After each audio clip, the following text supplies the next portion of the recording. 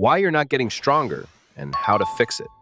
You've been training for months, maybe years, and deep down you know something is wrong because your body looks almost exactly the same as it did back then. You're not lazy. You're not missing workouts. You're just stuck, and nobody told you why. Today I'm going to give you the actual reasons, and I promise you, at least one of these is going to hit you like a truck. And the last one on this list, it's the one that kills most people's progress, and almost nobody talks about it. Here's the uncomfortable truth. Most people think they have a training problem. They don't. They have a principles problem.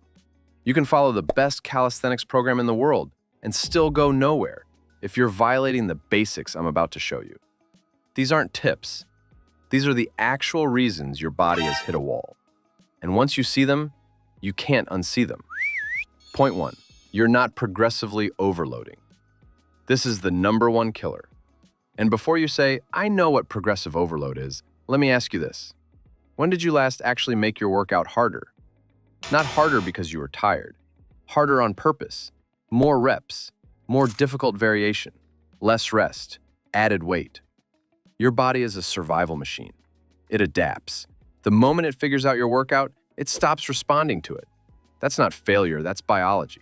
But if you keep showing up and doing the same 10 pull-ups you did 3 months ago, your body has zero reason to change. The fix. Track your workouts, every single one. And every week, push one variable forward. One more rep. One harder progression. That's it. That's the whole secret. But here's where it gets sneaky, because the second reason is something most people think they're doing right. Point 2. You're not recovering. You're just resting. There's a massive difference between resting and recovering, and most people confuse the two. Rest is taking a day off. Recovery is what your body does during that day off, and it only happens if you give it what it needs. Sleep is when your muscles actually grow, not during the workout, during sleep. If you're getting 5 or 6 hours, you are leaving strength on the table every single night. That's not motivation, that's physiology and protein.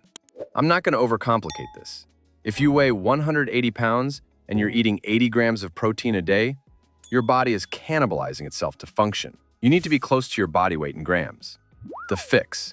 Treat sleep like a training variable, because it is one. Prioritize it the same way you prioritize your workouts. All right? Point 3 is where things get a little psychological, and this one is hard to hear. Point 3. You're training in your comfort zone. I want you to think about the last time a workout genuinely scared you a little. The last time you looked at a movement and thought, I don't know if I can do that. If that feeling was months ago, that's your problem. Comfort zone training feels productive. You're sweating. You're showing up. But your nervous system knows the difference between a real challenge and a maintenance session. And if you're never pushing past what you know you can do, you're just maintaining. The fix. Once a week, attempt something harder than your current level.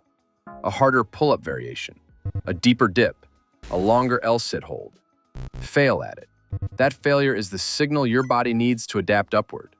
The fourth reason is one most people overlook completely, and it's a silent progress killer. Point 4. Your technique is bleeding your strength. Here's something counterintuitive. Sometimes doing more reps is actually making you weaker. When your form breaks down, you're distributing the load to muscles that aren't the target. You're practicing the wrong movement, and over time, your body gets very efficient at doing it wrong. I see this constantly with pull-ups. People kipping, shrugging, flaring elbows, doing 30 reps of something that barely challenges their lats at all. Then they wonder why their back isn't growing. The fix. Drop the reps and clean up the movement. Record yourself. If you can't watch the video and say, that looks right, it isn't. 5 perfect reps build more strength than 20 sloppy ones. Every time. And now, the one I promised you at the start. The reason most people never fix their plateau, even when they know everything else on this list. Point 5. You don't have a plan, you have a habit. Habits are powerful, but habits are not the same as a plan. And most people who've been training for years are just running the same loop on autopilot. They do the same exercises, in the same order, at the same intensity, week after week. It feels like consistency, but to your body, it's just noise. A real plan has phases. It has a beginning, a peak, and a deload. It builds toward a goal, a a specific movement, a specific number, a specific look. And every session is a step toward that target. Without that structure, you're just exercising. You're not training. The fix: define one goal for the next 8 weeks. 1. Build your sessions around that goal. Track it. Chase it. When you hit it, set the next one. That's how progress works. So here's where you are right now. You've been training. You've been showing up. And you've also been unknowingly breaking at least one of these rules every single week. Now you know. So the question is, what are you going to do differently starting tomorrow? Pick one thing from this list. 1. Fix it this week. Then come back and tell me in the comments which one hit hardest for you, because I want to know. If this helped, subscribe.